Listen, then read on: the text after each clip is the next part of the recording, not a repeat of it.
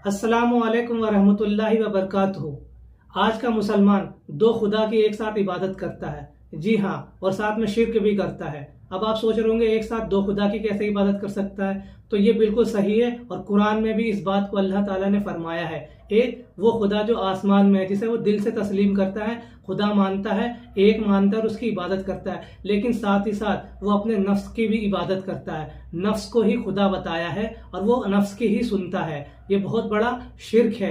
अल्लाह ताला ने कुरान में फरमाया सूरह जासियात सूरह नंबर 45 आयत नंबर 23 में, क्या आपने उनको देखा जिसने अपने ख्वाहिश नफ्स को अपना माबूद बना रखा है। यानी हम इबादत तो खुदा की करते हैं लेकिन सुनते अपने नफ्स की है। तो ये भी एक बहुत बड़ा शिर्क है। और फिर हम नमाज भी पढ़ते हैं, फिर कहते हैं कि हम बुराई से नहीं रुक रहे हैं, हमारे से गुनाह नहीं रुक रहा है, और हम 5 वक्त के नमाज भी पढ़ रहे हैं। तो अल्लाह ताला कुरान में फरमाता है इन्नस्सलाता तन्हा अनिल फहशाइ वल मुनकर, कि बेशक नमाज बेहयाई और बुराई से रोकती है। सूरह अनकबूत की ये आयत है, सूरह नंबर 29 आयत नंबर 45, जिसमें अल्लाह ताला ने साफ बताया कि नमाज बेहयाई और बुराई से रोकती है। फिर भी हम बेहयाई और बुराई से नहीं रुकते हैं, हम नमाज भी पढ़ रहे हैं और सारे गुनाह भी करते जा रहे हैं। तो हमारी नमाज क्या वाकई नमाज है? हमारी नमाज के ऊपर हमें गौर करना पड़ेगा। क्या हम सिर्फ एक्सरसाइज करने जाते हैं? क्या दिल से हम नमाज पढ़ रहे हैं? मेरे हिसाब से तो जो हमारी नमाज है वो सिर्फ एक थकावट के सिवा और कुछ भी नहीं है। एक एग्जाम्पल से हम समझते हैं कि सामने वाला आपको कुछ बोले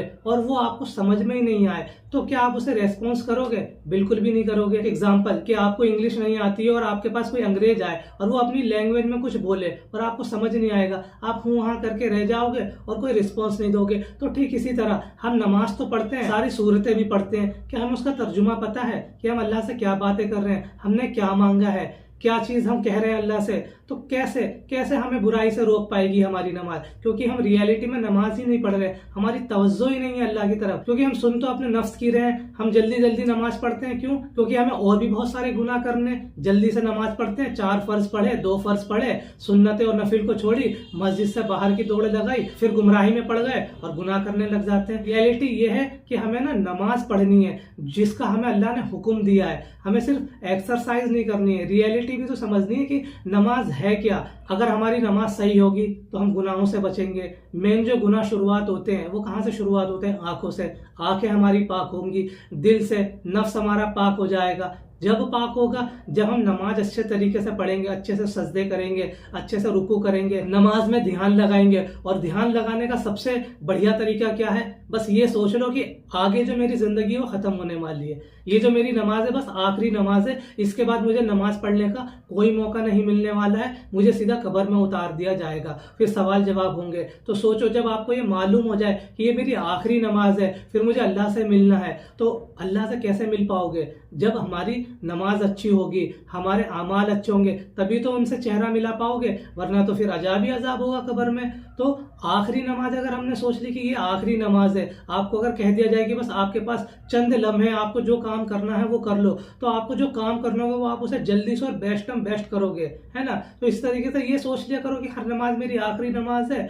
और इसके बाद मुझे फिर कोई नमाज नहीं मिलने वाली है, मेरी आखिरी जिंदगी, आखिरी सांसें, तो आप उसे बहुत अच्छे तरीके से पढ़ोगे, तो उसके बाद आपकी नमाज भी दुरुस्त हो जाएगी। तो यही है कि अल्लाह ताला ने जब कुरान में फरमाया है तो अल्लाह की बात तो झूठी नहीं है ना। अल्लाह ने तो बता दिया कि नमाज है वो बेहयाई और बुराई से रोकेगी, पर क्या रियलिटी में हम नमाज पढ़ रहे हैं? हमारी नमाज सही हो जाए तो हमारी सारी इबादतें अच्छी हो जाएंगी। मेन है कि हमारा नफ्स पे काबू हो जाएगा। अल्लाह ताला ने जो सूरह जासियात में फरमाया कि हमने अपने नफ्स को ही अपना माबूद बना रखा है, तो हम उस शिर्क से भी बच जाएंगे और दूसरे खुदा की इबादत से बच जाएंगे और अल्लाह को एक जानेंगे। तो ये जो गलती है, ये जो शिर्क वाला अमल है, ये अनजाने में हो रहा है, कोई जानबूझकर नहीं कर रहा। अल्लाह हमें नौज़ बिल्ला, अल्लाह हमें तौफीक दे इस चीज़ की कि हम इस दूसरे वाले शिर्क से बचें और इससे तौबा कर लें और नफ्स पर काबू पा लें। क्योंकि हम जरा सी बात पे नमाज को छोड़ देते हैं। नमाज बहुत अहम है, नमाज को छोड़ना कई सालों तक जहन्नम में हमें जलना पड़ेगा। तो कभी भी नमाज को नहीं छोड़ना चाहिए।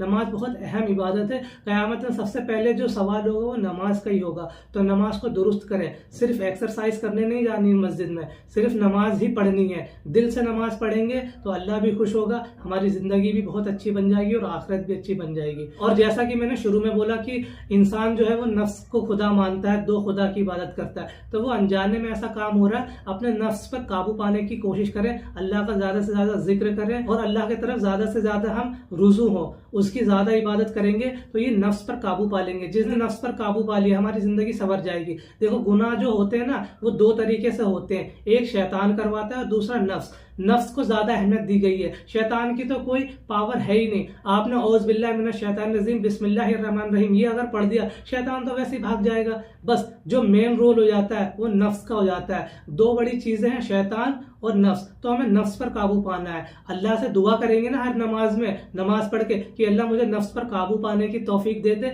और ईमान पर खात्मा फरमा और मुझे अपना जिक्र करने वाला बना दे, तो अल्लाह ताला जैसा आप उससे गुमान करोगे अल्लाह ताला वैसे ही आपके लिए फैसले कर देगा। तो इस वाले शिर्क से हमें बचने की कोशिश करनी है जो अनजाने में हो रही है, और अल्लाह की इबादत ही करनी है और अच्छे से नमाज पढ़ना है। अगर आपको वीडियो ये बहुत यूजफुल लगी हो, अच्छी लगी हो, आपको ये बात अगर पहले से नहीं पता थी तो अपने दोस्तों को बताना चाहते हैं तो वीडियो को लाइक कर दे और ज्यादा से ज्यादा शेयर कर दे, ताकि वो भी इस अजाब से बच जाए। आपके घर में अगर कोई ऐसी बातें हो रही हो जैसे आपके घर वाले भी इस गुनाह को करते हो, नफ्स पर काबू नहीं पा रहे हो, तो ये वीडियो उन्हें भी दिखाइए, इंशाअल्लाह वो भी नफ्स पर काबू पा लेंगे। इंशाअल्लाह मिलते हैं अगली वीडियो में। अस्सलामु अलैकुम व रहमतुल्लाहि व बरकातुहू।